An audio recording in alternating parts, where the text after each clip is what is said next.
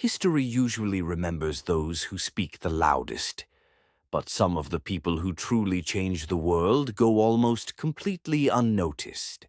They do not stand on stages, chant slogans, or wait for applause. They simply ask the right question.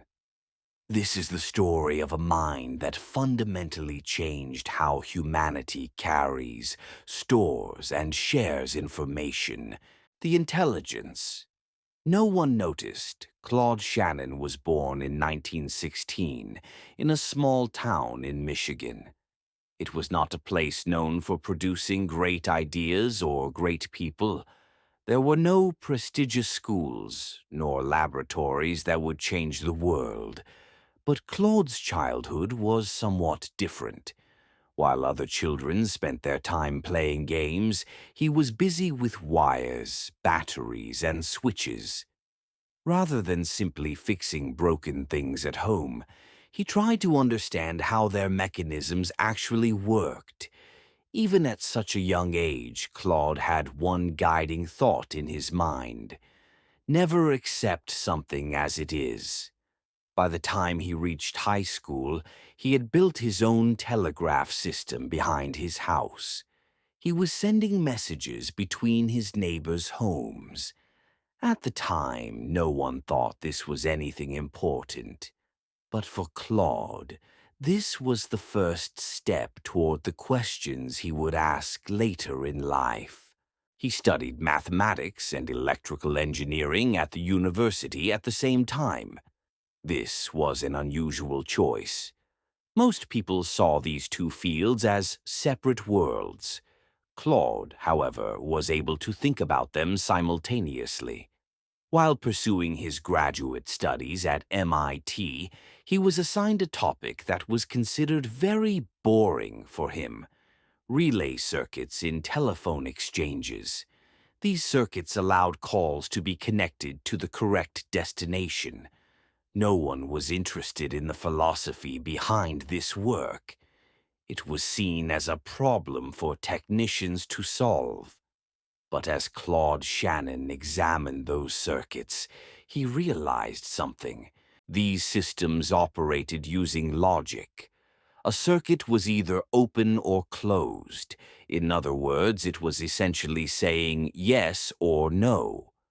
Claude combined these circuits with the algebra of logic developed by George Boole in the 19th century. And at a very young age, he produced a work that is still considered one of the most important master's theses of all time.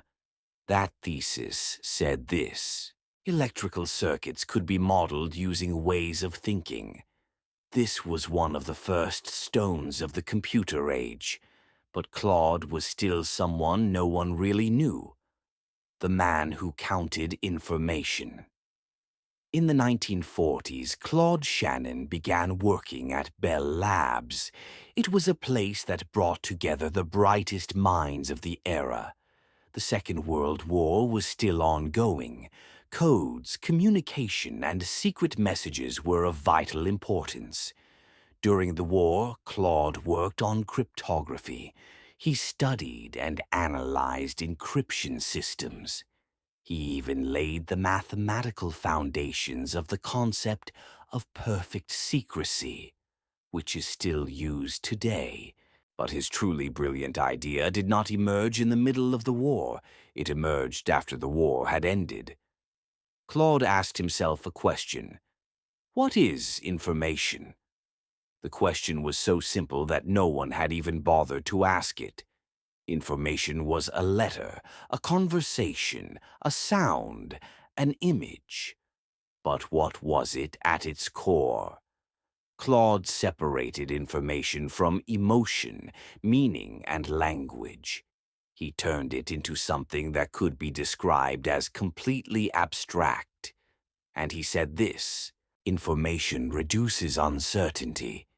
In other words, the more alternatives there are, the more valuable the information becomes. Claude chose to express this idea through mathematics, and in 1948 he published a paper titled a mathematical theory of communication. In this paper, he defined the concept of the bit. He showed that information could be measured. He proved that information could be transmitted without loss, even in the presence of noise today. The Internet, mobile communication, digital media, data compression, artificial intelligence, all of them at their core are based on this paper. But while Claude Shannon was doing all this, he was not interested in fame. He rode a unicycle through the corridors of Bell Labs. He built robotic mice. He practiced juggling. He developed machines that played chess. For him, life was not a serious competition to be taken too seriously. It was a game to be explored with curiosity. Once, a journalist asked him, "Do you realize how great what you've done is?" Claude remained silent for a moment, and then he replied, "I just like questions." Claude Shannon passed away in 2001. He did not leave behind grand speeches or ideological manifestos. But if today the world can keep talking without stopping, it is thanks to the zeros and ones counted by this quiet man. Perhaps this is why his story was noticed so late. Because some people change the world, not loudly but quietly. In every message we send today, in every image we watch, and in every digital sound we hear, his mathematical traces are present. Claude Shannon transformed the world not with grand words, but with small symbols. The order he built between zeros and ones connected humanity itself. Perhaps this is why his story was noticed so late, because some people do not change the world. They change how the world works.